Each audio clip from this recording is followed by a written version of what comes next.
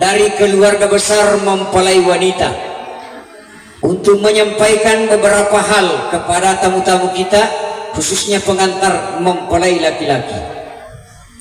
Yang pertama,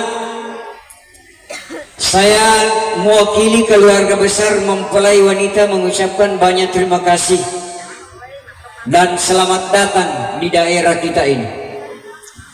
Kisah itu Pak Lalengeh, Kaspal Butas Kote dari barat ke timur Pak Cidetowi. Ini merubah makan jakanja, sisa iya makan zaman. Pak Mega saya diunai kadawai maja lalang mako dan seterusnya. Tapi ambil hikmahnya. Ia Romelo ipikiriki anak taya dua, kenapa bisa akan bertemu dari negara yang paling jauh di sana, daerah Pau, sampai di Benteng pesantren.